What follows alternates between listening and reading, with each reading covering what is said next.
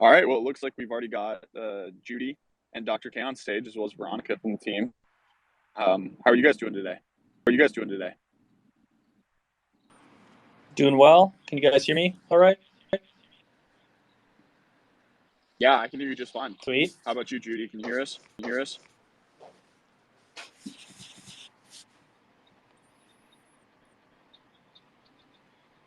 He's muted. All right, no worries. Dr. Hey, K, wait, how's? Cole, were you talking to me? My bad. I was Yeah. getting set up. My bad. Can No, you you're hear fine. I us was all just right, making sure Judy? every. Yeah, I can. Sweet. Cool. Hello, Pavel. I see you waving in the audience. We have you here as always. Yeah, hi everyone. Hi Cole. Hi Judy. Hi Dr. K. Hi Hey, Paolo. Veronica. Hey, Howdy. Veronica. Yeah, it's here just while we're starting out. It was quite a hectic day today for me. I was dog sitting for a couple of hours, and the dog weighs as much as I do, and it's quite an experience to have. That's terrifying. What kind of dog? I think it's a mix, so it's looks like some kind of Mastiff with a bit of German Shepherd probably, and a bit of Labrador kind of mix. That would be a big dog. Yeah, sounds like a big dog, and it is. Well, cool, guys. Do you want to go ahead and kick it off, Cole? Yeah, I definitely can. I was just waiting for. Looks like Alan's in now. I think we're covered.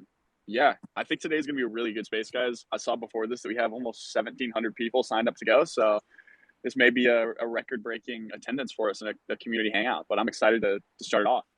I think the first thing I wanted to start off with was a direct question to you, Alan, and Dr. K, whoever wants to take this one. And it's just I wanted to ask a question about a general intro into Quai for those that are new here. So, one, how is Quai different from other blockchains? And two, what is Quai doing to advance or change the blockchain space? Yeah, great question. So the principal thing that Quai is trying to solve is how do you create a scalable blockchain that can function as global money without introducing centralization or trust. And the mechanism that we're doing that with is what we call proof of work 2.0, which is effectively having a merge mine hierarchy of blockchains, which allows us to break the so-called blockchain trilemma um, and scale a network to increase throughput to 50,000 TPS without creating any sort of centralizing factors. And arguably, if you actually get into it, we're probably potentially more Sybil resistant than even Bitcoin. But that's sort of what Quai is trying to do. We're also doing that, obviously, with um, an EVM compatible system. So the mechanism of consensus with a merge mined hierarchy is really kind of what sets us apart. And what that gets us is high throughput while maintaining trustless, verifiable decentralization. Sweet. Yeah, I think that's a perfect explanation to what we're doing. I did want to dig into a few of the technical terms you brought out there for those who may not know. Can you explain a bit about what the blockchain trilemma is and why it needs solving? Yeah, so the blockchain trilemma was something that was proposed by Vitalik probably 5, 6 years ago at this point. But it's kind of ubiquitously referenced within the community, and he basically drew a triangle, and the vertices of his triangle were security, decentralization, and throughput.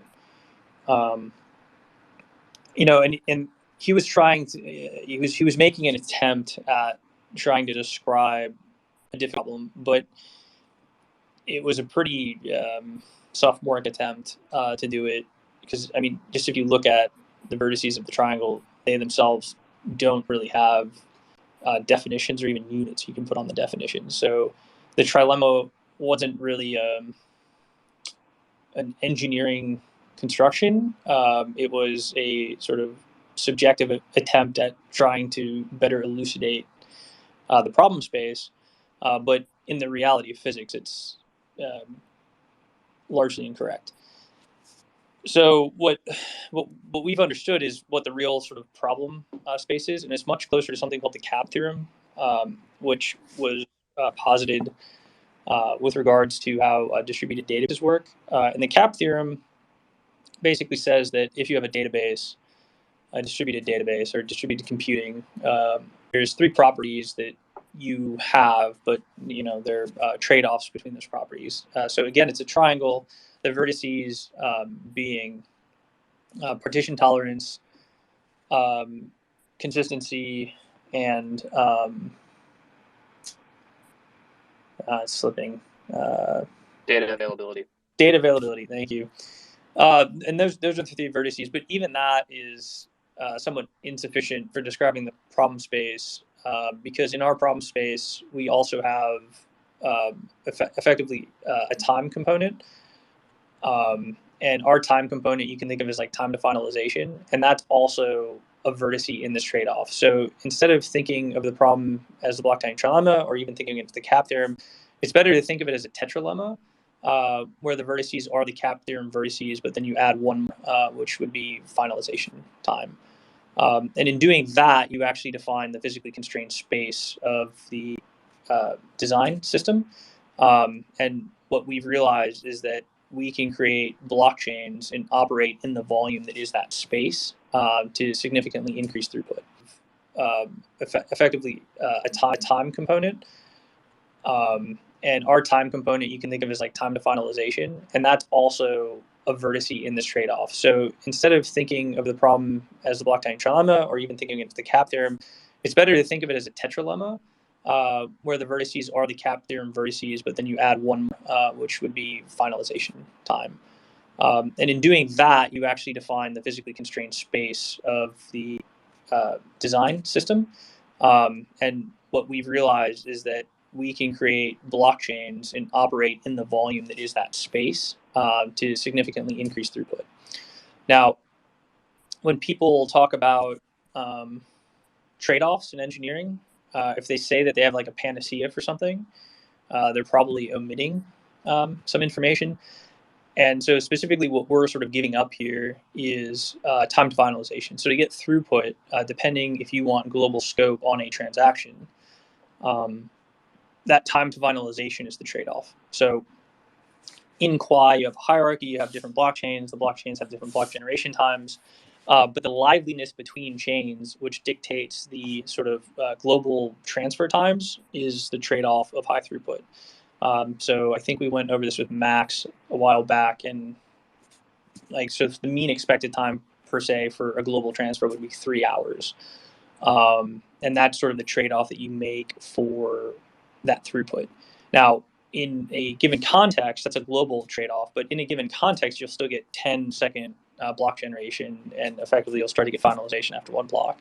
So you can make that trade-off, but within that zone, let's say that you're doing that, that scope is limited just to that zone. So your shard, you can still look a lot like Ethereum sort of in its performance properties, but if you want that global transfer time, that's where the trade-off takes place.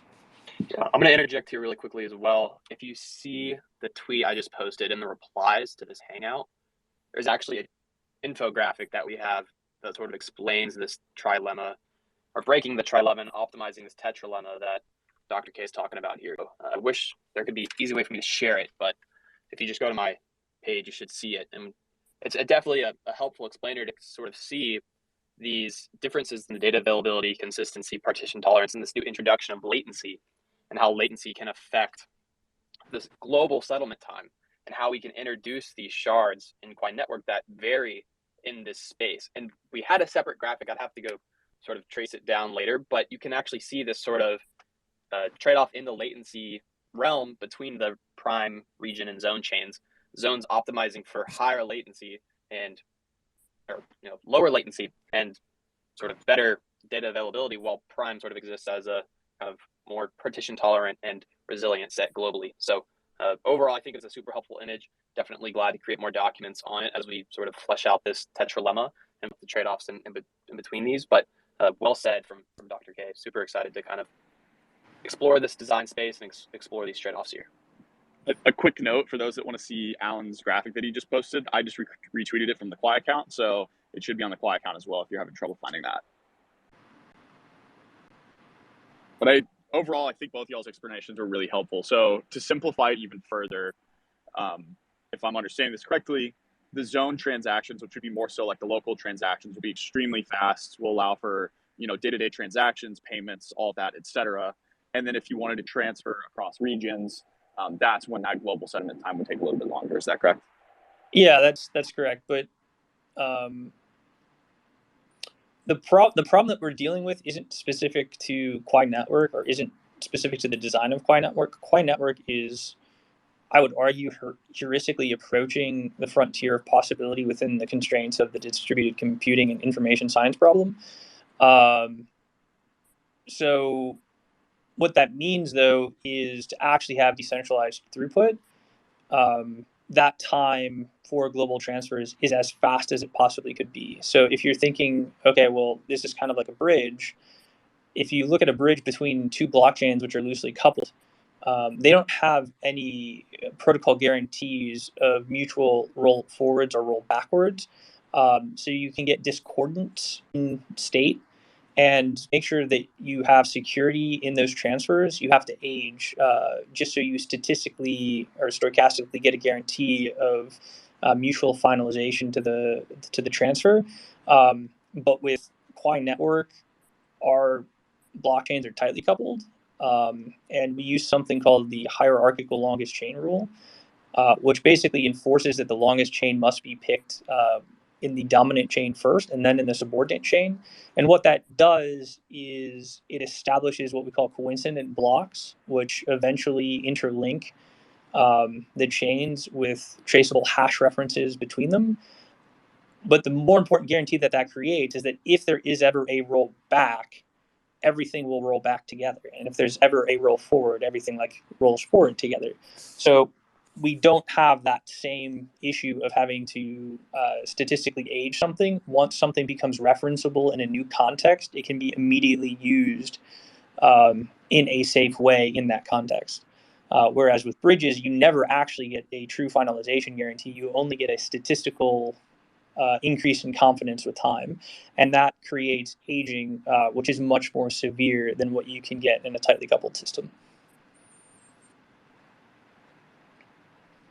Dr. K, while you're giving that explanation, I noticed we had a few community requests to come speak. I think they may have a comment on what you've just brought to the table, so I'm going to bring them up and see what they have to say, if you don't mind. Sweet.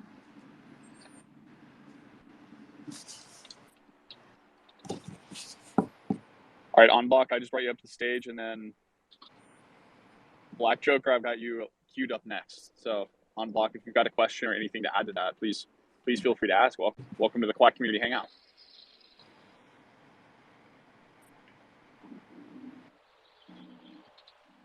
You there?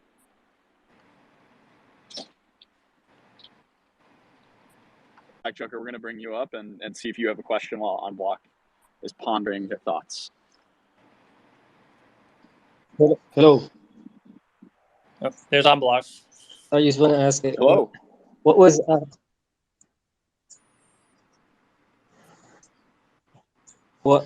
Alan's work on Apple? Good question. Definitely glad to kind of talk about my experience there and what I did. Kind of out of school, a lot of my background was just a computer science student. So I had the opportunity to work in Austin at Apple as a software engineer. So more so on the full stack side of house in the operations space. I worked kind of within the AMR region for the supply chain systems there, facilitated software solutions for sort of the internal BI tools.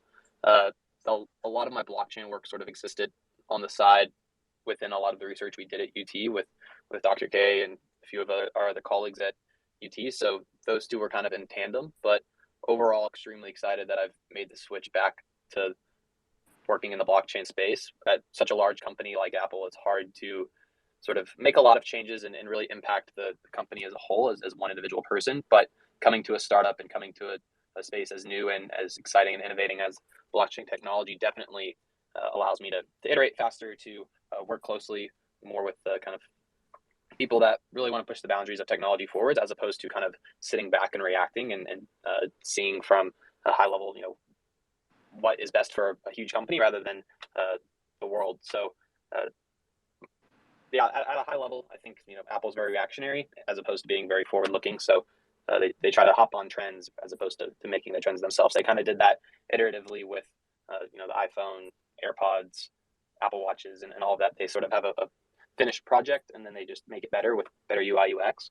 And with crypto, I can't speak to their crypto doings or their involvement with that, but given working in the blockchain space at such a large company like Apple, it's hard to sort of make a lot of changes and really impact the company as a whole as one individual person. But coming to a startup and coming to a space as new and as exciting and innovating as blockchain technology definitely allows me to iterate faster, to work closely more with the kind of people that really want to push the boundaries of technology forwards, as opposed to kind of sitting back and reacting and seeing from a high level, what is best for a huge company rather than the world. So yeah, at a high level, I think Apple's very reactionary as opposed to being very forward looking. So they try to hop on trends as opposed to making the trends themselves. They kind of did that iteratively with the iPhone, AirPods, Apple Watches, and all of that. They sort of have a finished project and then they just make it better with better UI UX.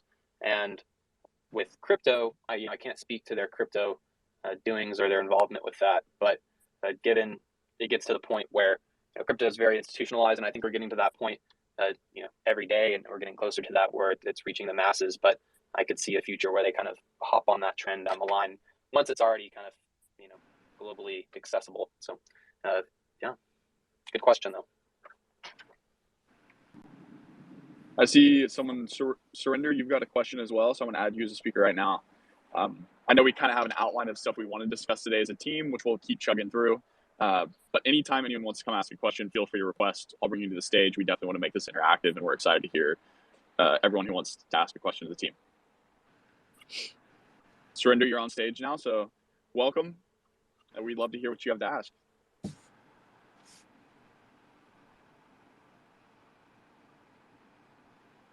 Hi, can you hear me? Yes, I can hear you. Hi, this is Surinder. Thanks for giving me the opportunity to asking the question. So yeah, I'm quite it's quite some time now. I'm following Quai Network and a project basically as a whole. So I found it really interesting. So I have two questions actually. So I don't know how relevant these questions are, but yeah, I will do my best. So I think somewhere in the discussion, you guys were discussing about something about sharding, right? Correct? Yes. Okay. Yeah, that's Yes. right. Okay. So I would like to know more about it. What specifically unique you are doing in this space. There are, a couple of other projects who are yeah, building the same kind of, this sharding thing. That is one. And the second question is POW2, right? How it is actually works for Quai network as a whole. And I'm really interested in this, how it actually, makes different the Quai network from the other projects. So I hope you can answer them. Thanks. Yeah, so I mean, honestly, your second question is really answering your first. So if we look at sort of other projects in the space that are doing sharding, and right, Ethereum has a roadmap with a set of ridiculous milestone names, and it took them 6 years to hit their first milestone, and I think they have 7 more. So if I project out in 42 years, Ethereum will actually have their sharded blockchain with increased throughput. Now, the primary difference, though, as I said, is what your second question is. And what Proof of Work 2.0 does is it allows you to shard while preserving the decentralized guarantees of a blockchain. Because fundamentally what blockchains did is they allowed us to create an objective coordination system at a large scale for humans, where every previous example of a system that allowed coordination and propagation or coordination at a large scale required subjectivity. It acquired delegation to a set of elected leaders. And once you do that, you reintroduce subjectivity, you reintroduce the ability to manipulate a system, and you reintroduce the ability to change the rules based off a majority and coercing the minority into that that new unagreed upon change. So one example of this, it isn't fully done, but within a month, right, of introducing proof of stake, the number of OFAC compliant validators that won't process transactions from Tornado Cash on Ethereum, I think, is like 97% of the blocks. That shows you how quickly, once you're in a proof of stake world, where your node operators, majority of them are made up of 4 groups that are all exchanges that are not beholden to the rules of the network, but are also beholden to the rules of financial regulators, which can then coerce and manipulate those operators into complying to their rule set. That actually allows those regulators to fundamentally change the protocol itself. And that's what you lose when you try to create a blockchain that has a consensus mechanism that is different than proof of work. So if you look at a project like Shartium, it sounds like you might be from India, and that's a big sharding project there. Yep. Right, their proof of stake, and fundamentally, again, like a loosely coupled proof of stake system is a subjective thing that must do stochastic aging to get finalization and cross chain referencing. So that's obviously just a huge problem in terms of how fast you can do something, moving from one shard to another. But then it's also just a problem from sort of how manipulatable that system is co-optable by people and power outside of that system. So really, proof of work 2.0, what it does is it allows us to extend very simply proof of work and Nakamoto consensus to that merge mined hierarchy. And the process of creating coincident blocks allows one blockchain to gain a hash link reference to one of the other blockchains. And eventually, all the blockchains will reference all the other blockchains. So without creating a new set of systems or validators or elected leaders or trying to create a pseudo-randomized function in a completely non-randomizing context, we're able to advance the blockchain really just by using Nakamoto consensus. Now, this is obviously an extension of it because we introduced the hierarchical longest chain rule, but fundamentally, it's really just the longest work chain. But more importantly, the references that we're getting are a direct result of that process. So we can maintain the security guarantees. We can maintain sort of the economics, which sets up the stasis of the system. So if you look at Bitcoin, right, like the reason Bitcoin is good is because it sets up economics that pit different stakeholders against each other, and that sort of tension is what keeps the protocol from changing. So that's really the only system that I've seen where you can do that, and obviously we're trying to extend that to allow us to have something that's vastly more useful than 5 TPS system like Bitcoin. Amazing. Thanks for this detailed explanation. I really appreciate it. And the best part, what I like about Quai is, you guys are of course doing a great job. That's one part of it. But to keep the community engaged, so the social reward program that you guys have launched, and I continuously doing myself also participate that thing, and other people also. So that's really one of the best part I am liking about it. So just keep doing the great work, and my well wishes to you guys. Thank you very much. Yeah, thank you for the question. Appreciate it. Yeah, those are some really good questions. I've got a few more people queued up. I think we're just going to keep bringing people to the stage if you guys don't mind, Dr. K, Alan, and team. Yeah, let's see where it goes. Go for it. Good with me. Sweet. Black Joker, I'm going to try again to add stage. Surrender, thank you very much for those quality questions. That was awesome.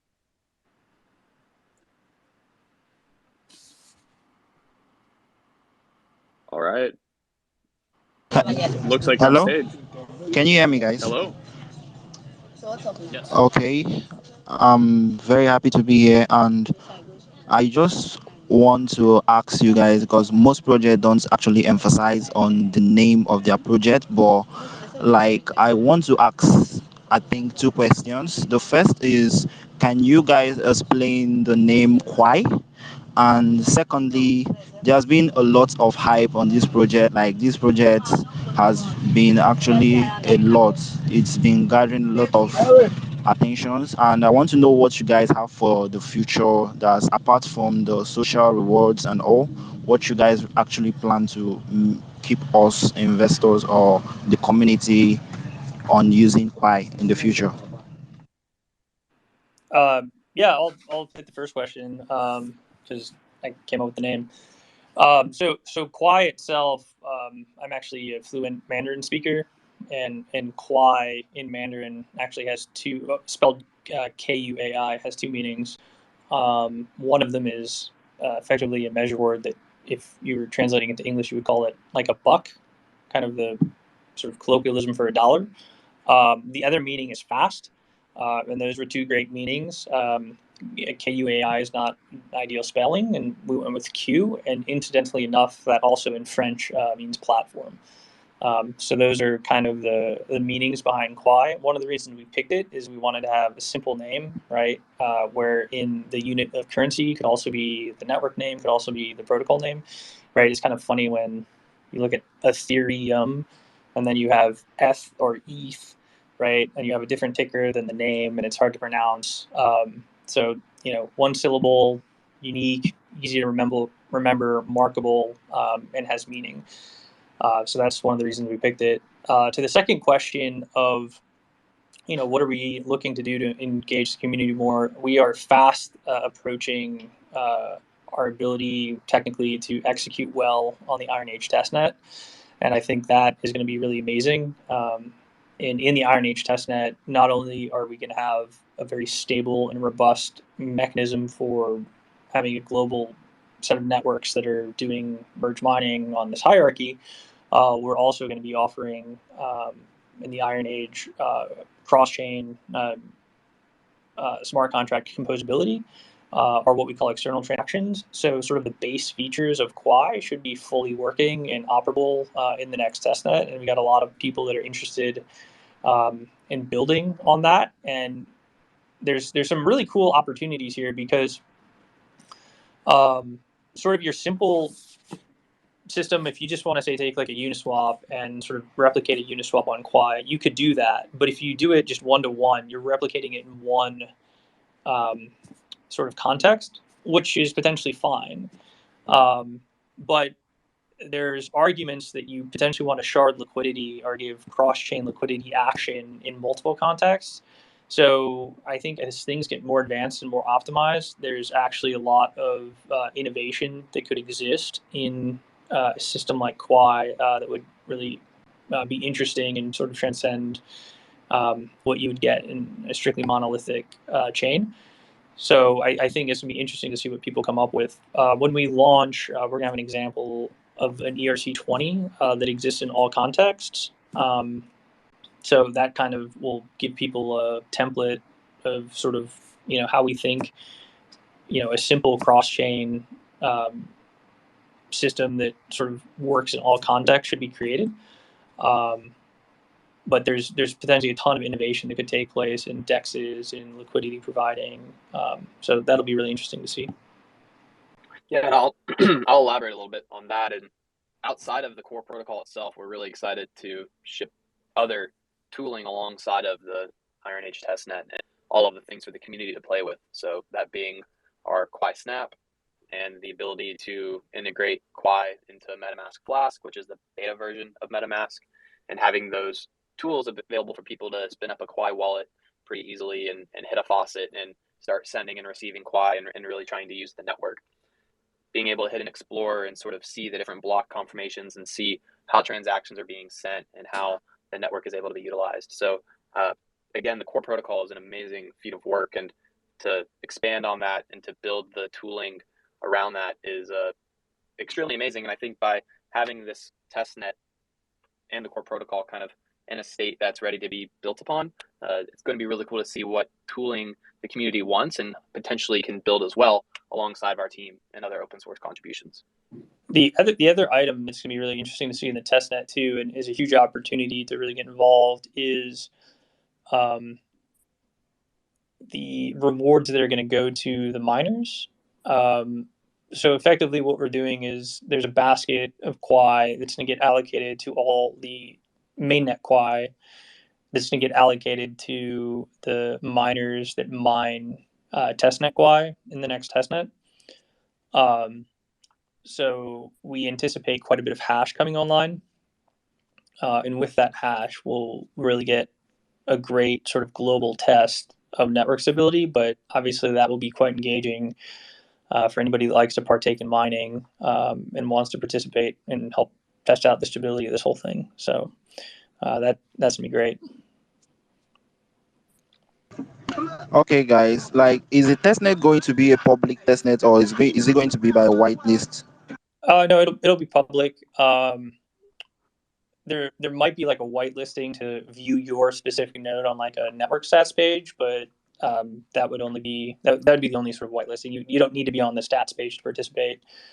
And that's just so we can keep the stats page kind of running without 20,000 nodes crashing it.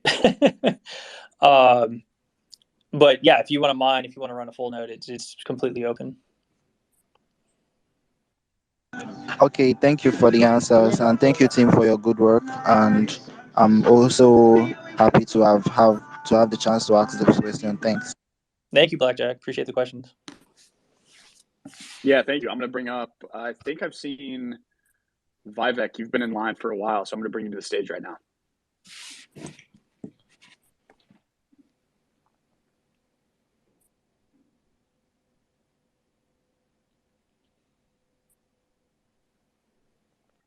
Welcome to the stage, Vivek. Can you hear us? You're currently muted, I believe, if you have a question. Hello, sir. Hello, Quai team. Can you hear me? Hello. Uh, Yes, how are you? My question is about partnership and collaboration. So, can you tell us about your partnership and collaborations? And also about RNS testnet. So, when is RNS testnet? We are eagerly waiting for this. Thank you. Sure, Yeah, maybe. go ahead, Alan. I was going to Sorry. say we have Judy, talk Yeah, more about this ecosystem. In terms of partnerships, we've got a couple of things in the works as of right now. As you guys can probably see, we have the Quai Genesis account in the space with us. And that'll be kind of an interesting thing that you guys will see exactly what's going on with that coming soon. But that'll be a project that'll help support a lot of our ecosystem. And then kind of on the individual partnership side, we've been talking with a lot of projects just about, their willingness to come on and build in this upcoming Iron Age testnet. And we've seen a lot of great response.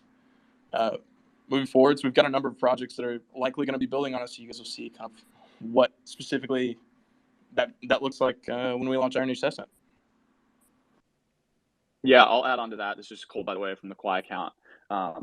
We've got a lot of projects we're in the talks with, a lot of people that are very excited to build on Quai, and I think we're going to be able to start announcing a lot of exciting things coming very soon. I would say even within the month. So definitely stay tuned for that, and definitely give Quai Genesis a follow, especially if you're a builder. You're going to want to be tuned into that account. As Iron Age testnet comes up, that's going to be a very, very important part of our ecosystem. So everyone should go give Quai Genesis a follow right now. Thanks, Quai team, for answering. Yeah, thank you for the great question. I'm going to keep bringing people up. Hey, Cole, maybe you want to just keep digging a little bit for the next like 10 minutes, and then we'll bring more people up in a little bit. Yeah, for sure. Let's do that. Mix it up a little. Yeah, totally. That's cool with me. Everyone who's requested right now, please stay requested if you have your question. We're going to take a little pause on the AMAs right now, but we'll bring it back in about 10 minutes. Dr. K, was there anything specific you wanted to mention on, or do you want me to keep asking the? Yeah, no, just keep asking your questions. I think that you kind of had at the beginning. Yeah. Yeah, totally. So I think we just covered a little bit on the testnet. There was the question of when testnet. Of course, everyone's asking that. So is there any update kind of development cycle that we can get keyed into from you? Yeah, I mean, we're just grinding hard to try to get a bunch of features pushed together, right? We made a lot of changes in pairing and downloading. We made changes in consensus. We made changes in our ETXs, our external transactions, as we call them, and all of that we're in the process of trying to mash together and get working. That could happen as early as today, at which point we would start our internal DevNet once that we're confident. So we've been doing, there's like stages of testing. So the first stage of testing is sort of, can you work in a Ropsten-like environment on a local machine, right? And that sort of works for everything. And then like peering and downloading, obviously we've been testing that on, a multi-machine system. We've been testing consensus on a multi-machine system. The only thing that hasn't been tested multi-machine is ETXs. Once that gets integrated with sort of the other two branches, then everything will be testing in a multi-machine network, and that's what we call DevNet. And once sort of we get confidence and stability in that, and we go through sort of our integration test suite, and we can pass all those integration tests, that's when we'll be ready to move to announce the Iron Age. So it's definitely coming sooner than later. So we're excited about that. Yeah, that's exciting to hear. I love getting tuned into the developer cycle of things. I'm trying to. Sorry. Oh, go ahead, Veronica. Okay. Dr. K, I had a question regarding just modularity in general. So I noticed there are different approaches to modularity, and people, sometimes we call Quai multi-threaded because it is a bit different to modular in many people's minds. So there is an approach like Celestia. So you just divide the layers, like you have data availability, you have consensus, and then you have execution layer. However, Quai is modular, but in another sense a little bit. So I would be interested if you dive deeper into it. Yeah, I think that's a great question, and you actually gave a pretty good intro to the summary, right? So, right, what Quai is what you would think of as a monolithic blockchain, or it's many monolithic blockchains rather. So our approach to scaling isn't trying to separate sort of the layers. It's trying to replicate the monolith in many threads, and then tying those back together with a proof of work 2.0 and hierarchical merge mining. So the way that like the concept of modularity and separation of like execution and doing, there's like stages of testing. So the first stage of testing is sort of, can you work in a Ropsten-like environment on a local machine, right? And that sort of works for everything. And then like peering and downloading, obviously we've been testing that on a multi-machine system. We've been testing consensus on a multi-machine system.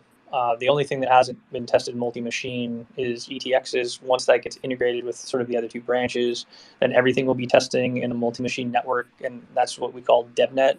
And once sort of we get confidence and stability in that, and we go through sort of our integration test suite, and we can pass all those integration tests, that's when we'll be ready to move to announce the Iron Age.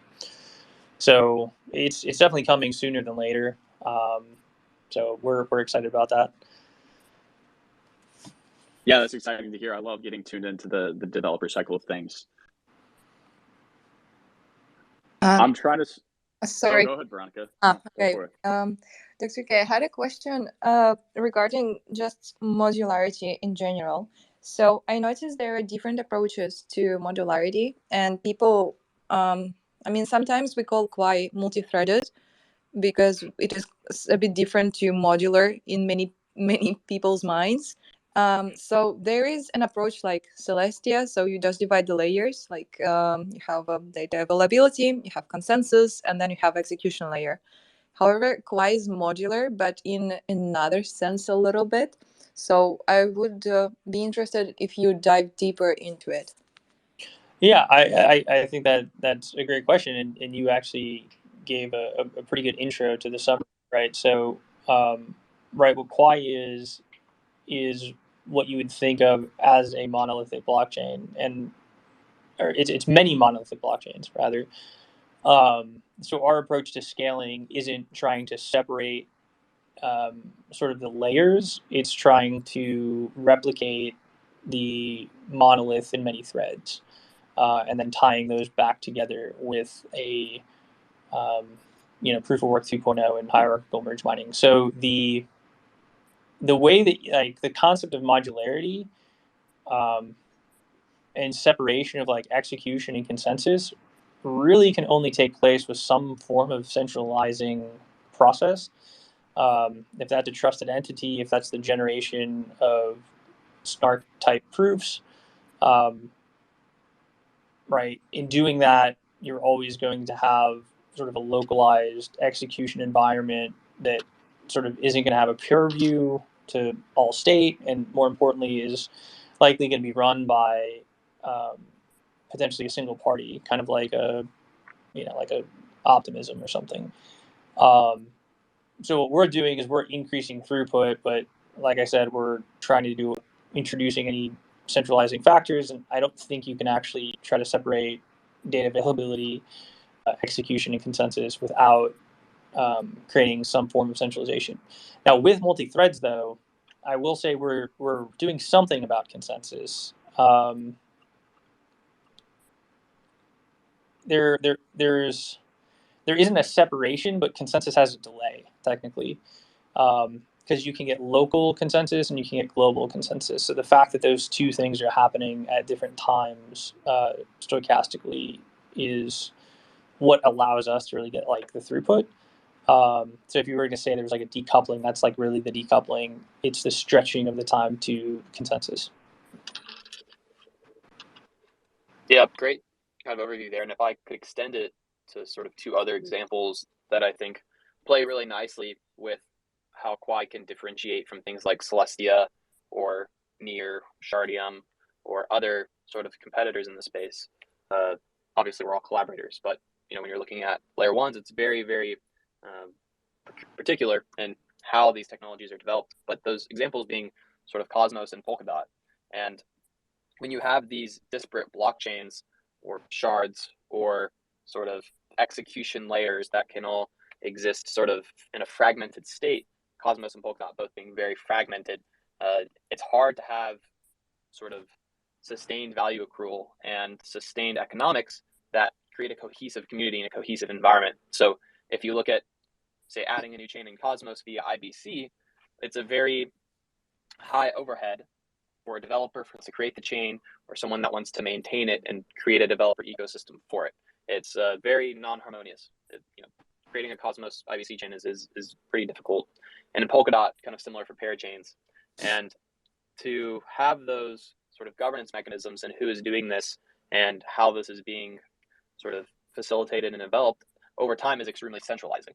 And so the Polkadot parachain auction mechanism is a centralizing mechanism because there has to be a certain vote and certain kind of governance mechanisms have to pass if you want to scale the network. And that could be co-opted or it could be manipulated or influenced in some sort of way. In Cosmos, again, kind of many disparate chains that don't have kind of single value accrual across the different ones. You see that in the governance debates for Cosmos, the main.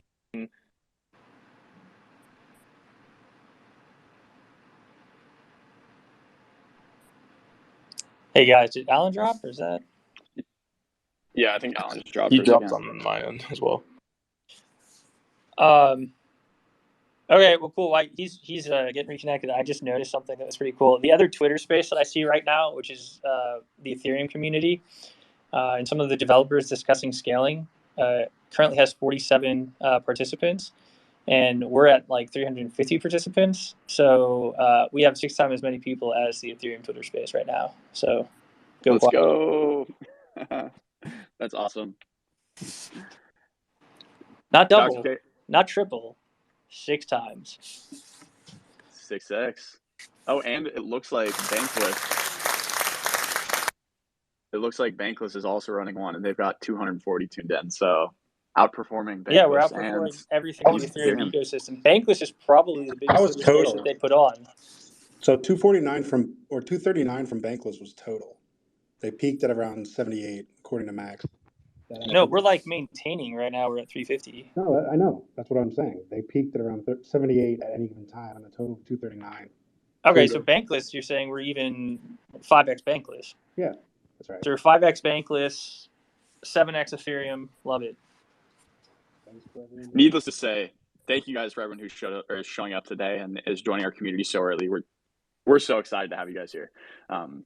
Dr. K and Alan, we've been talking about consensus a lot, and some of the comments I always see, especially when discussing proof of work, is what are our plans to address, energy efficiency, incentivizing renewables, and everything just related to environmental impact. Can you explain a little bit about how proof of work 2.0 addresses some of these issues with the original proof of work, and also what unique efforts Quai is taking to address some of these problems? All right, yeah, I'll jump in. The first thing that happens is when we talk about environmental impact, what we should be looking at is impacts per transaction. So the fact that we have a hierarchy of chains and we effectively can reuse work in many contexts while simultaneously increasing throughput is going to lower our impacts per transaction by 3, 4, 5 orders of magnitude. So that obviously right there, 10,000, 100,000 times better than Bitcoin is like a great place to start on a per transaction basis. And the other piece that we're working on is proof of work actually complements the renewable energy grid quite well as being able to create incentives to reduce pollution in other ways and reduce greenhouse gases. So one effort that we're taking on is getting rights to landfill gas. So that we can create an incentive for landfill gas to be collected and used as a input to a mining container.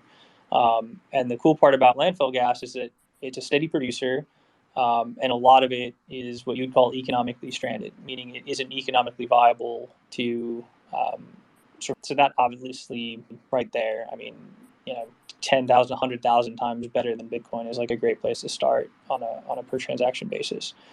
And the other piece that we're working on is proof of work actually complements the renewable energy grid quite well as being able to create incentives to reduce pollution in other ways and reduce greenhouse gases.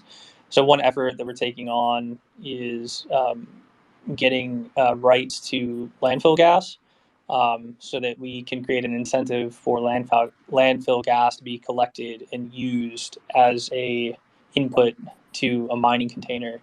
And the cool part about landfill gas is that it's a steady producer, and a lot of it is what you'd call economically stranded, meaning it isn't economically viable to sort of upcycle it, not make it sour, get it either compressed and liquefied and transported, or establish a pipe to a distribution network. So in some cases, the only way that you can incentivize the collection and destruction of methane, which is a 30 times worse greenhouse gas than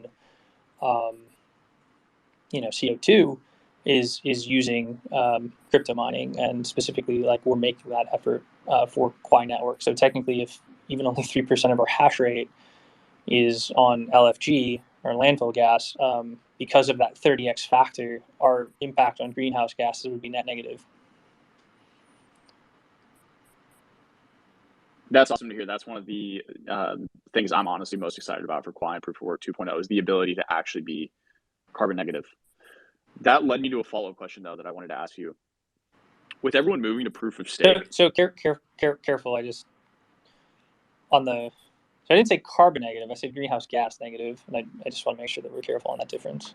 Okay, greenhouse gas negative. Right, because the really the thing that we care about is the sort of net effect on the change in the atmospheric composition to trigger anthropogenic global warming.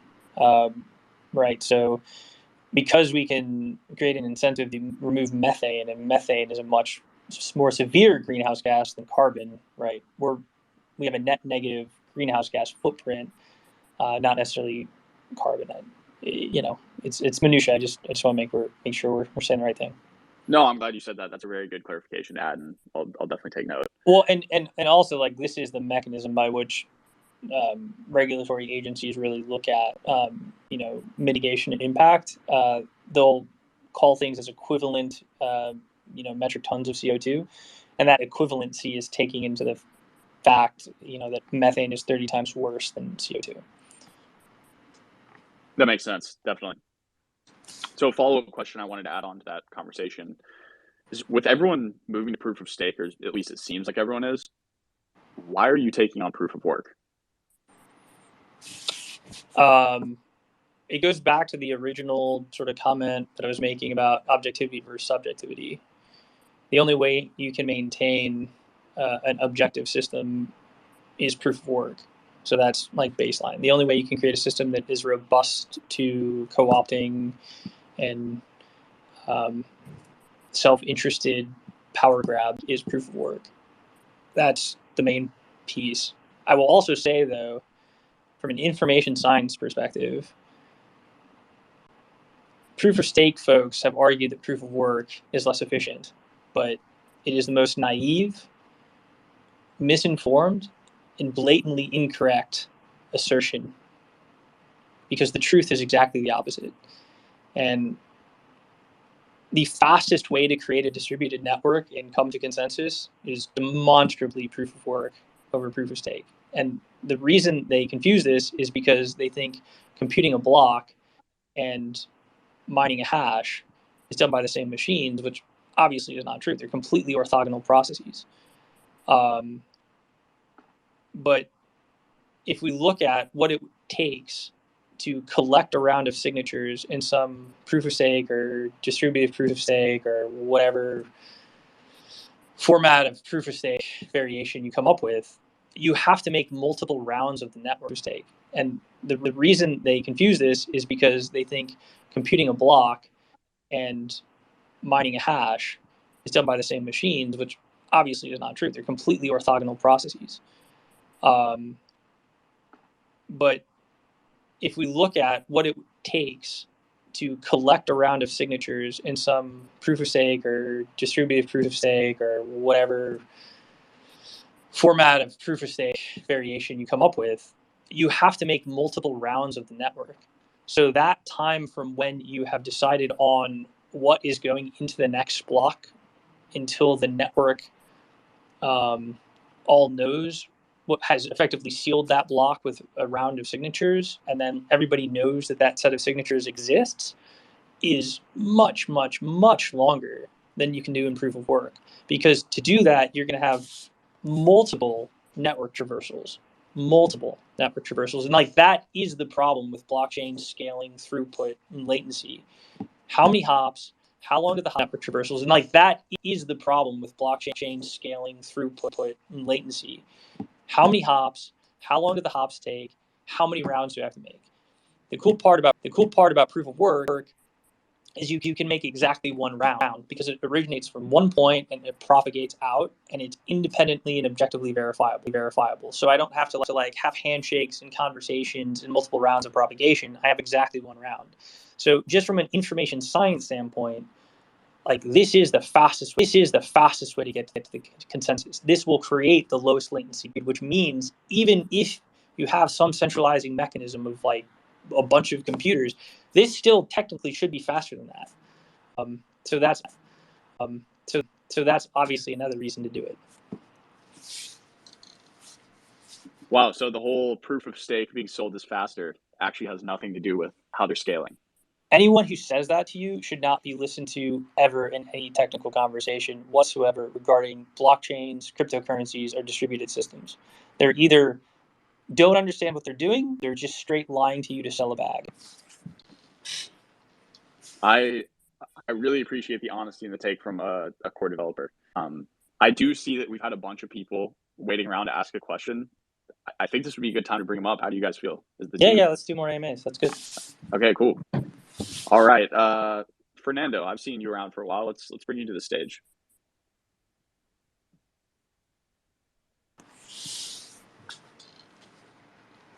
All right, welcome to the stage, Fernando.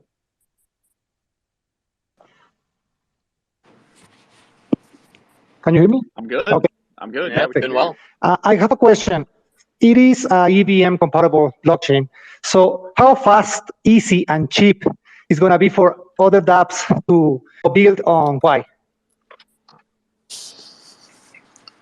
Yeah, no, great question. So when you say EVM compatible, what you're really meaning is that you can compile Solidity into opcodes that reflect the EVM opcodes that are translatable by the VM.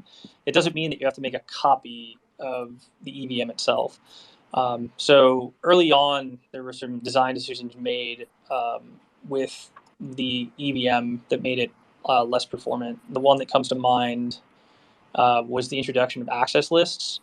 The fact that there are transaction types that you can do without access list means that the EVM is somewhat hamstrung in its ability to do parallelized computation of transactions.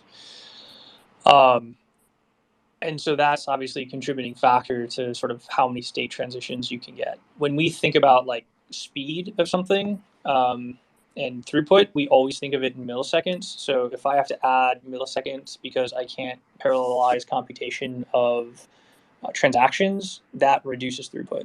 If I have to add milliseconds because I have more hops across the network, that reduces throughput. If I have to add milliseconds because I have more input-output drive operations to look up a larger state tree, add milliseconds because I can't parallelize computation of transactions, that reduces throughput. If I have to add milliseconds because I have more hops across the network, that reduces throughput. If I have to add milliseconds because I have more input-output drive operations to look up a larger state tree, that decreases throughput. So all of those properties ultimately are like milliseconds. All of those properties are interchangeable. So what we're doing is we're making an improved but compatible effectively version of the EVM. So anybody that has an existing DApp or Solidity contract will be able to compile and run it. But we're making some changes, and this won't be in the Iron Age, but in the testnet following the Iron Age, we will have a significantly more performant EVM, state tree, etc. Perfect, thanks. Fernando, builder yourself? No, not really, but I am following the blockchain a lot, so I am trying to learn as much as I can. Yeah, and I think expanding on the developer experience, having the tools and the really easy to use sort of guides and documents are going to be one of the biggest priorities of ours, since having a relatively easy to use JavaScript library and something that kind of gives you a lot of the out of the box examples and tutorials and the education that's necessary. I think we've seen a lot of sort of night and day sort of experiences across different ecosystems. I can kind of think off the top of my head, the EVM has sort of wide vendor lock-in just because of how easy it is to spin up a contract. It's vastly inefficient, and it's sort of bottlenecking Ethereum's growth for the foreseeable future because of certain trade-offs that Carl and kind of the rest of the team was saying about the EVM. But beyond that, the just developer experience is so good, and we want to replicate that and create something that is super easy to deploy a contract, easy to interface with the network, easy to get a wallet, easy to really try to experiment, and that's one of the largest priorities for sure. I'll just add on to that. Alan's absolutely right. Right. The reason that we want to make sure we have EVM compatibility is so that it's easy for people and tools to port over to Quai. And at the same time, we also want to modify the underlying system. It may not be seen by the dApp developers and the DeFi community, but those modifications will create a system which is sustainable, performant in the long term. Because what we're trying to create isn't a system for the next 3 years or 5 years. It's for the next 500 years, right? We really think that we can replicate TCP/IP, right? So if you look at TCP/IP, the point of that protocol was to facilitate global transfers of information. What we're trying to do is build the TCP/IP of value. And if you look at TCP/IP, there's been one change to it really in 30 years, which was a move from IPv4 to IPv6. And our goal here is to create a system which will create something as agnostically usable and scalable as TCP/IP, but for value, in which we could go for 30 years, once we get it up and launched, and maybe there's like a year of bug fixes, but whatever. But once it's launched and ready, we can go 30 years, 50 years without having to make a change, and it just works, and it works the way it's supposed to, and everybody uses it and they don't even know it. And that's really kind of our goal long term. So to do that, there's these changes we must make under the hood to correct very obvious and existential issues that exist with other previously implemented technologies.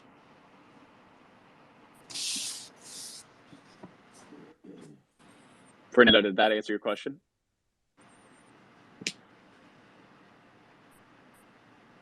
Yes, thank you. Thanks for sharing this really valuable information. Thank you very much for coming and asking a quality question. I've got someone, Kunal. I've seen you've been in the line for a while. I'm going to bring you up as a speaker. Let you ask your question.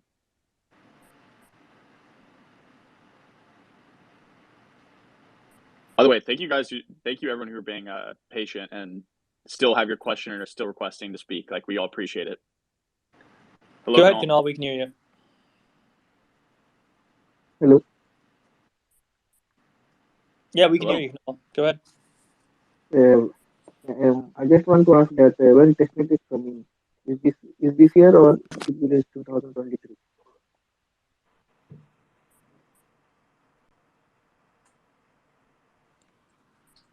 By the way, thank you everyone who are being patient and still have your question and are still requesting to speak. Like, we all appreciate it. Hello, Go ahead, Kunal. Kunal. We can hear you. Hello. Yeah, we can Hello. hear you, Kunal. Go ahead.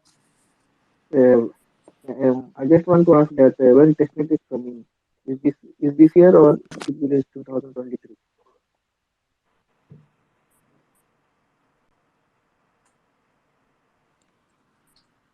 Was anyone else able to hear that? Just Yeah, to I sort of clarify, missed that. I think you're asking when testnet is coming. Is that correct? Yes, yeah, that's what. Yeah. So when testnet? Alan, Dr. K, when testnet? The golden question. I mean, it's sooner than later, but you know, we want to make sure that we ship a good, secure, usable product. So, and we don't want to waste people's time and energy interacting with something that we know still has issues. So, sooner than later, but it's going to happen when it's ready to happen. So, yeah. Can you tell some more question? What fund have you raised from the VCs? Yeah, so we did a seed round with Polychain and Alumni Ventures at the beginning of the year. What is the total amount of you collected from the VCs? Right now, that's at 12.5. And that's outlined in the tokenomics on the website at the docs.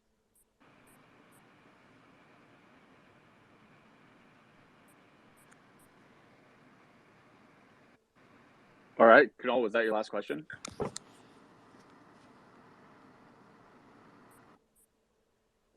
I'm going to bring up Mr. Smith to the stage. I've seen you around for a while.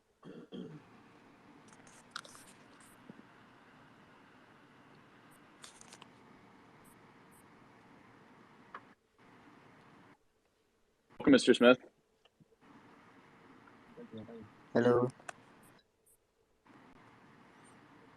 Hello. We can hear you.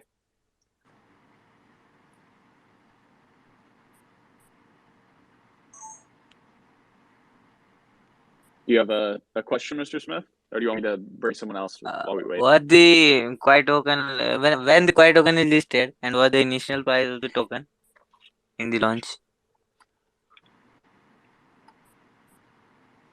Those are probably questions that we can't answer, given mainnet is sort of a further away launch, and our main priority is shipping testnets and finishing the project and finishing the core protocol.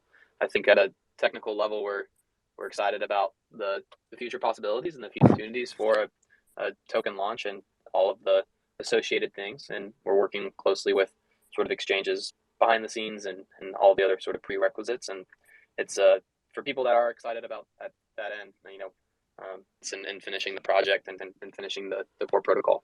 I think at a technical level, we're excited about the future possibilities and the future opportunities for a token launch and all of the associated things. And we're working closely with sort of exchanges behind the scenes and all the other sort of prerequisites. And it's for people that are excited about that end, you know, that's one of the beautiful things of creating a blockchain protocol. But it's definitely a lesser priority to us. And the key thing is creating a robust and scalable system. At the moment, I would say it's a subordinated priority. Once Iron Age is launched, we've started some work on refactoring the crypto economic design, and there's going to be some pretty substantive announcements about that once the design, the analysis, and the simulations are done. Yeah, and definitely if you look at it from that, you definitely have to lead with technology. That's one of the main reasons why we're all here. It's a bear market, obviously. The people that are around now are here for technology, of course, and here for the things that are able to be done with blockchain and able to be done with the decentralized commerce, decentralized payments, decentralized identity, all of the different things that we can sort of take back and own. And it's important that we create a robust and sustainable foundation now while we can, as opposed to sort of glorifying a token price or glorifying sort of broader price action. So I think, of course, everyone has that question, but there's a sort of series of steps that'll get us to being successful. And if we don't execute those steps kind of one by one and go through this testnet plan that we have and integrate these features, get them rolled out, create this kind of earth-shattering protocol, then we won't be successful in the long term. To that end, too, I would just add the same seriousness and rigor which we have taken and approached the technical design of the blockchain as an information science problem. We are also applying that same rigor, effort, and expertise to the economic problem. Fundamentally, our goal here is to create a global money system. So, if you think that our technology explanations, designs, and understanding is good, the same rigor is going to be brought to bear on the economics.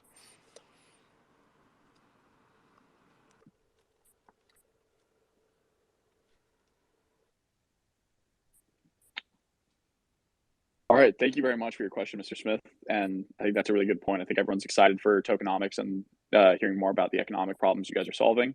But we will definitely be patient on more information be rolled out on that. Light up in the meantime, I'm going to bring you to the stage as our next speaker.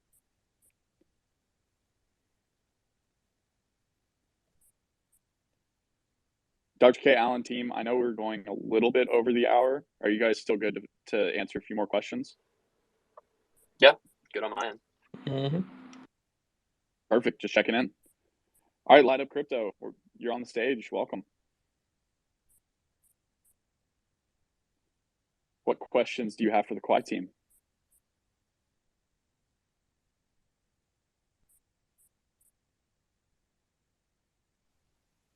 Thank you very much for this opportunity. I want to first of all appreciate you for the good work you are doing. I appreciate that. My first question has been answered. I wanted to ask the power requirement for mining on the blockchain. That was my first question. It has been answered already. So my second question is, what is the system requirement for mining on the blockchain? The minimum system requirement.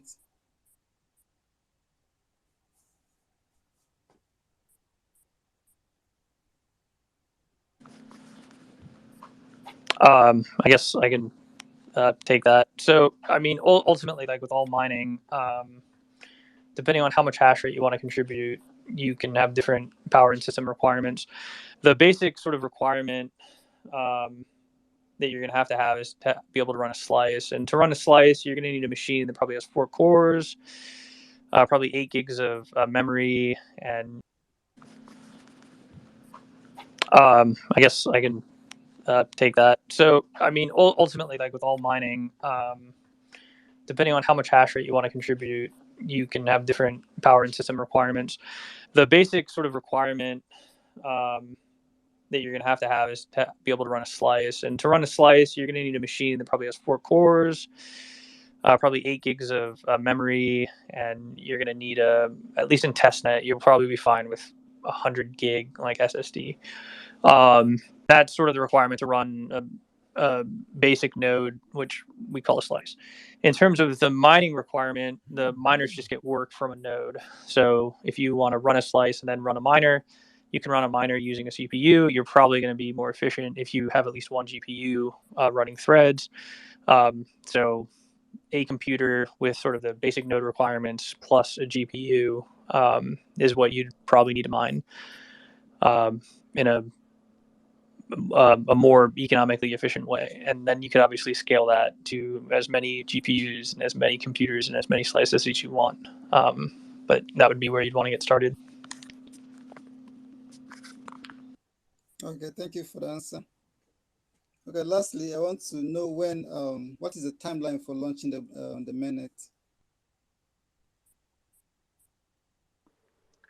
We're targeting sort of 2023 as of now, but again, those milestones can be in flex given our testnet schedules. So the key priorities are Iron Age testnet, and then sort of the following two testnets with the VM modifications, different sort of state modifications that we want to accomplish, and then the sort of fifth testnet will be a sort of prep for mainnet, of course, and having that last testnet sort of be the bells and whistles on top of everything, and more so for partner integration, ecosystem integration, other sort of tooling and infrastructure to make sure mainnet is successful.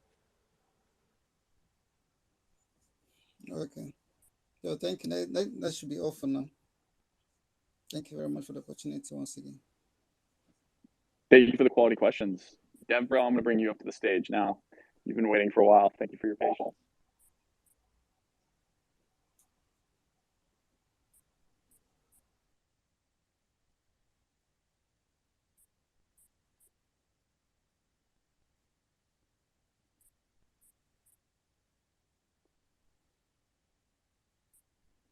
Welcome to the stage, Dev, bro.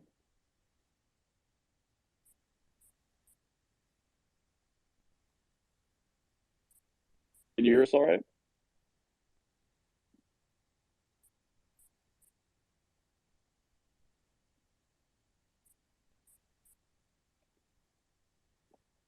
All right. In the meantime, I'm going to bring someone else to the stage as a speaker while we wait here from Dev, bro.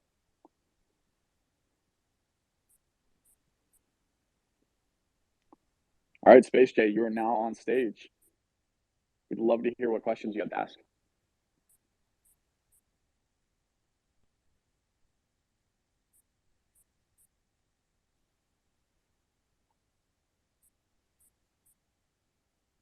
Hey, team, can you hear me?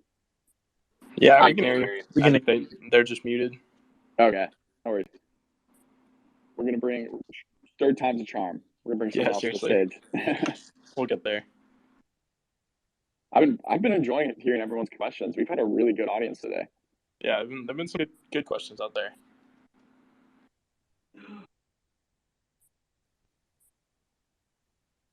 All right, Imran, you're on stage.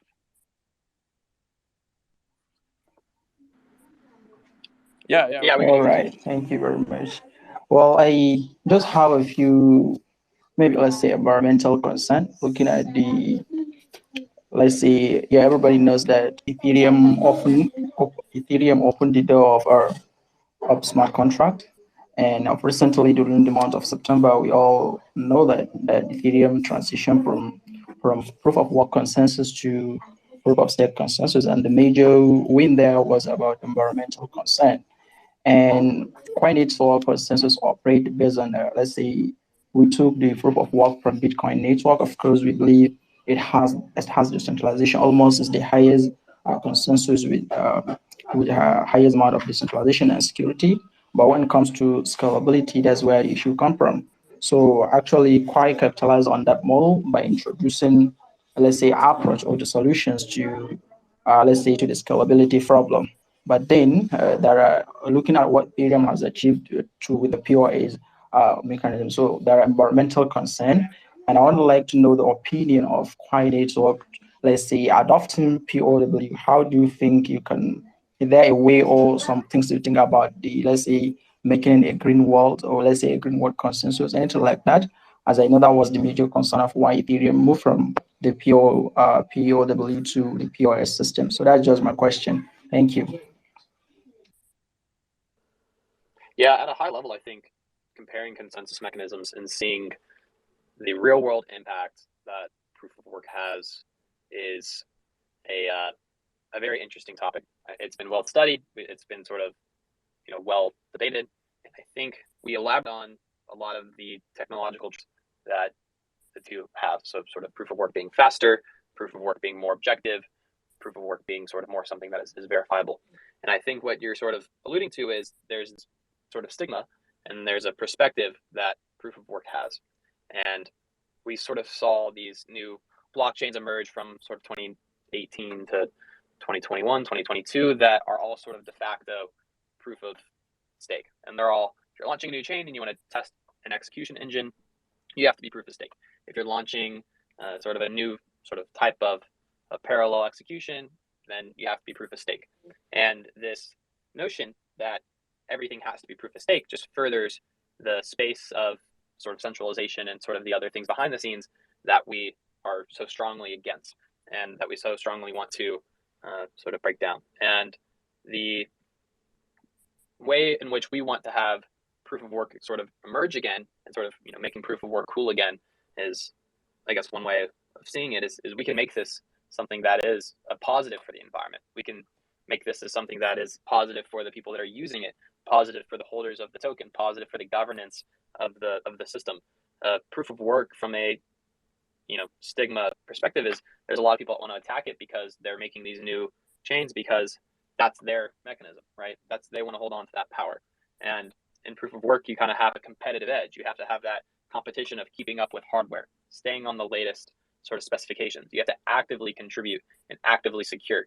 You know, one of the largest things happening right now in blockchain is a lot of the mining industry is seeing a lot of turbulence. A lot of mining shops that are extremely large have to sort of close shop, or certain ones are going bankrupt due to sort of the Bitcoin difficulty and the rewards kind of coming from that. And you're seeing a lot of these people move geographically across countries. You saw that with China banning Bitcoin mining. All of them moved to, you know, the great state of Texas, and a lot of them are moving to sort of natural renewables and these things that provide relatively cheap energy compared to the other non-renewables. And having that be something that's reinforcing the globe, having that be something that's, you know, reinforcing renewable energy, making it more accessible, providing mechanisms for off-peak energy. So if the sun's shining and, you know, your lights aren't on, then you can mine Quai or mine some proof of work token. And I think my own personal belief is society should continue to create energy and use energy. We shouldn't try to minimize energy. We won't be as productive as a society if we continue to just slash everything down and not build anything.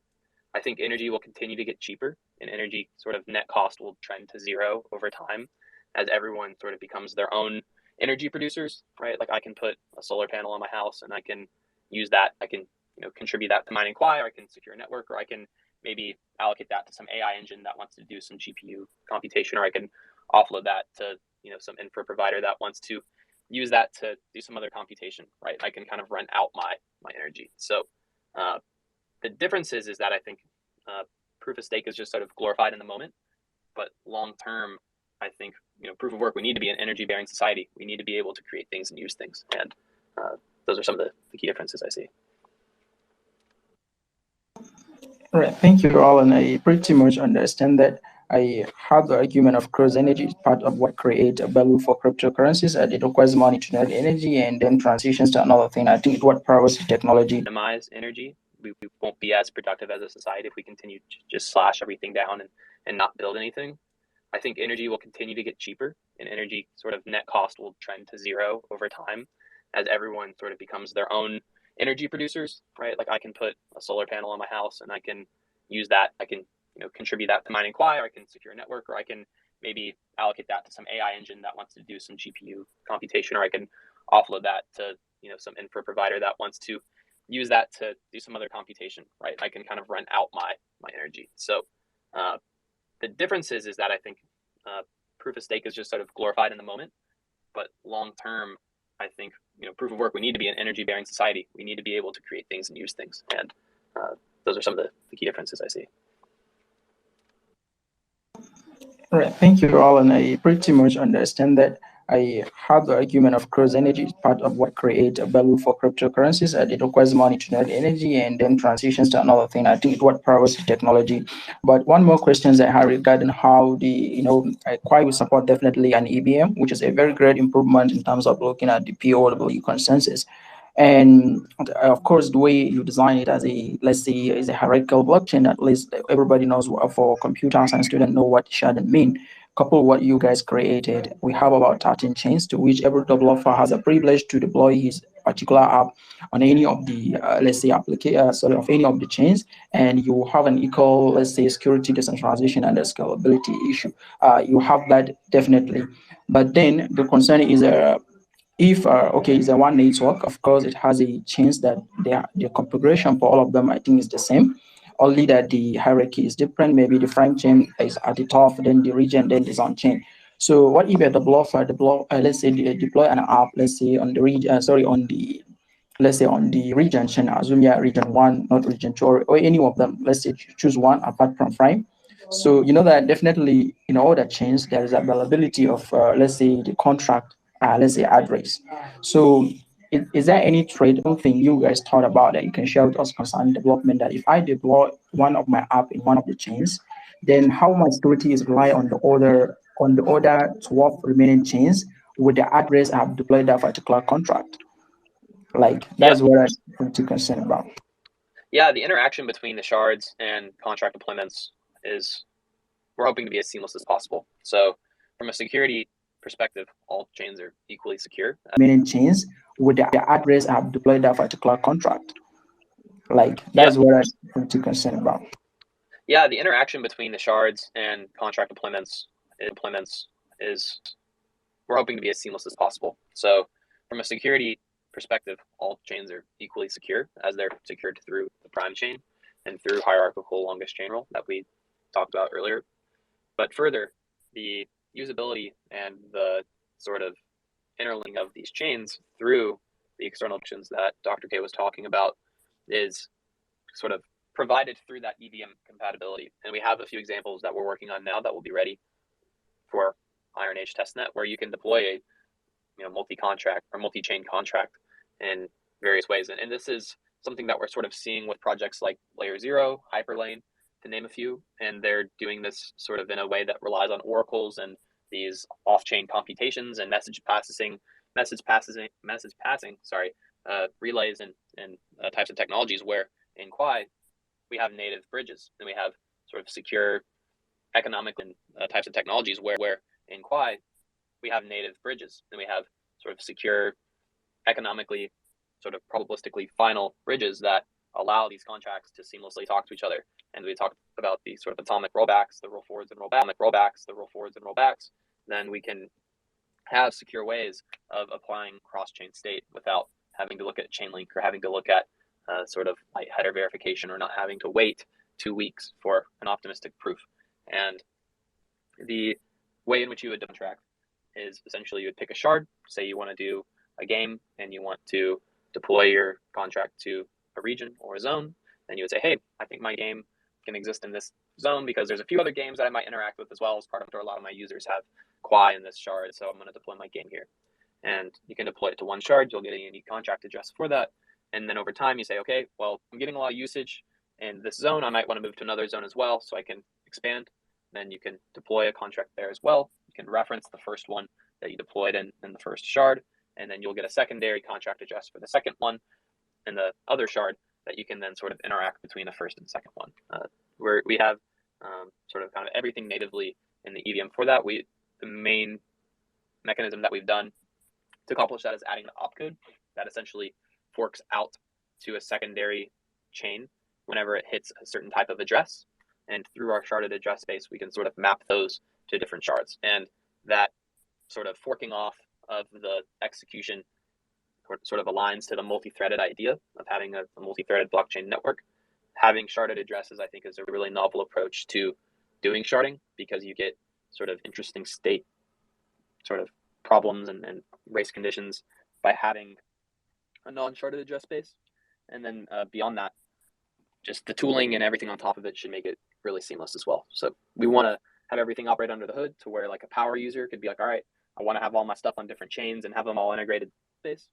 And then beyond that, just the tooling and everything on top of it should make it really seamless as well. So we want to have everything operate under the hood to where like a power user could be like, all right, I want to have all my stuff on different chains and have them all integrated and have them all deployed in a certain way. But sort of starting developers should say, hey, I want to deploy something on Quai. There we go, done. Yeah, good question. Thank you very much. That's all, Alan, for now. Thank you, everyone. Yeah, thank you. All right, guys, are we still good for a few more community questions? Run through a couple more maybe before we close it out. Alan, are you cool with that? Do you have the time? I got a few things to knock out here soon, but glad if we have any pressing questions to stick around until about 5 more minutes. Okay, cool. I'm gonna bring up. Looks like Roberto's been in line for a while, so we'll bring him up. Then we can close it out.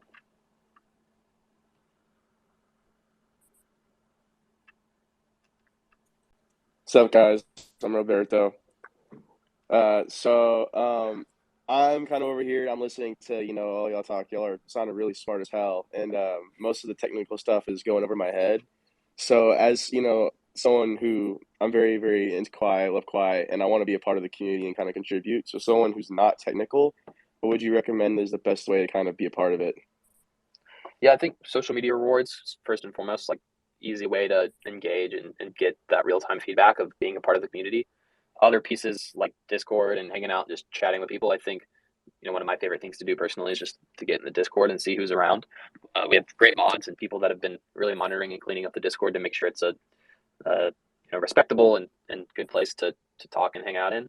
And then we're really trying to push the forum as well. So that's one of our newer initiatives that we're trying to get kind of not as technical, but just kind of good ideas for people to discuss and have a very open discussion about certain topics. So that's at forum.quai.network. But in general, I'm excited about the diversity of the community, people across the world I can get on at 2 a.m. or like once I'm done playing Xbox, I can like talk to people in the Discord.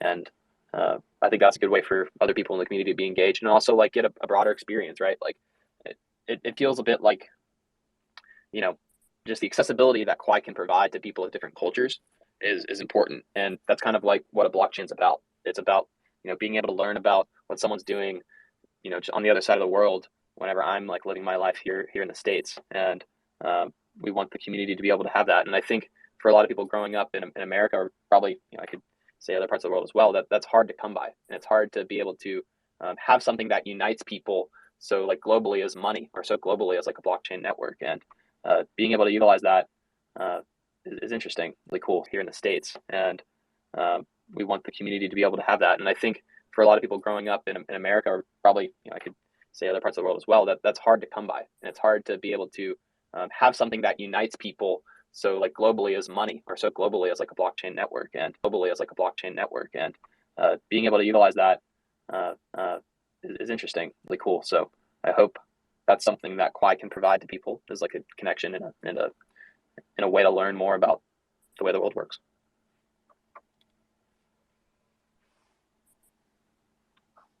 Well, cool, guys. Thank you, everyone, for the questions. Thank you, Roberto. Thanks, Alan. I think we're going to go ahead and close this up now, just because we have gone through a lot. We do have to get back to work at the office. That being said, Alan, I want to ask you one final question, and it kind of honestly is in line with what you were just talking about. First of all, how can the community start contributing to Quai's success right now? I know a lot of people want to get involved, from builders to non-technical people. Is there anything else that you can think of to, one, how they can get involved? And then two, I have been getting a lot of requests for job openings and job applications to work with Quai. Do you have any information on that for, you can give to people for who want to maybe join the team?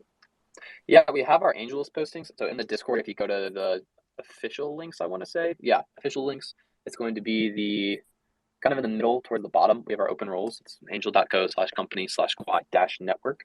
And we have a few open roles there now. Primarily right now, we're looking for sort of core developers to assist in that. We're also looking for a few of the roles in project management. A few open roles there now. Primarily right now, we're looking for sort of core developers to assist in that. We're also looking for a few of the roles in project management and other people to come build with us. The sort of other ways to contribute, again, just kind of goes back to the forum, to asking the right questions, looking to build a project. Again, not everyone's technical, so even just having an idea like how to use Quai, we want to hear about, we want to learn more about. I think there's endless opportunities to integrate blockchain technology into society and have the world sort of be this trustless and progressively decentralized place, and this trustless and progressively decentralized place. And yeah, I think overall, definitely apply to the jobs. Definitely hang around the Discord, stay up to date with everything we're doing on Twitter, everything we're doing with social media rewards. We're trying to get everything sort of polished up for that. So that's getting the other ones done for like Instagram and YouTube out of the way. I think there's a few bottlenecks with YouTube right now and how we have to verify everything with YouTube. I appreciate everyone's patience with the Twitter rewards. Those were fun to get done, and I think seeing that sort of real time and having a really unique solution for that isn't something we really planned to do in-house fully, but we sort of started and just had to finish it. So I know a lot of my time is going to be going back to building other solutions and integrations with our team and sort of steering the ship from social media rewards once we complete that to sort of everything else, and applying that same level of seriousness and focus to the rest of the projects. And I hope everyone else in the community can sort of see that we're trying to build this really important protocol for the world to use, and taking part of that and just finding ways to contribute yourself. I wish I had all the answers for people to contribute. All I can do is give a list of XYZ. Contribute yourself. I wish I had all the answers for people to contribute. All I can do is give a list of XYZ things. But again, people have different talents. People have different skill sets. I've seen people create memes that have gone viral. I've seen people that have created, drawings and paintings. I know some of our mods have been doing a great job of that. Shout out to Pavel and his pudgy drawings. Those are always fun to see. And yeah, man, if there's any more like cross-community engagement, any other ways we can have partnerships, or just any other ways people want to provide suggestions, I'm all ears. Yeah, I think one of the biggest things I'll add is just word of mouth is so important to you guys. Like if you have friends that are interested in the space and want to get involved, like tell them about Quai, bring them to a community call, bring them in the Discord. Like we'd love to get to know everyone and welcome people. Bring them to a community call, bring them in the Discord. Like we'd love to get to know everyone and welcome people into our community. Like that's one of the biggest things that could be helped to if you're not as technical, or even if you are technical. So definitely do that. I know we've got to wrap up here, and I apologize to everyone who didn't get answered that's in line for requesting to ask a question. That being said, for those that still have questions, please hop in our Discord. We'll be modding right after this, so we'll have some people in there that are happy to answer your questions directly. So come chat in there. We're happy to talk whenever. And I really thank everyone who showed up today. I think this was a super fun space. Really enjoyed seeing the community show up and show out. So thank you guys, and thank you to the team for taking the time to answer everyone's really good questions. Yeah, these just keep getting better and better. I think as we get more technology out, get more sort of use cases, really grow the forum, grow the Discord, grow everyone being able to use Quai once we get a test net out, it's gonna be super exciting. And I think there's a lot to look forward to in the new year. Definitely 2023 is going to be a great year for the Quai team and community, so excited to be a part. Cool. Well, yeah, thank you, Cole, for hosting, and I appreciate everyone's questions. That was a lot of fun. Let's definitely keep the conversation going sort of offline, and definitely always feel free to DM me or shoot me any questions that you might have outside of this. Yep. Thanks, guys. Thank you, everyone, for showing up. We'll see you next time. Thanks, Cole. Thanks, Alan.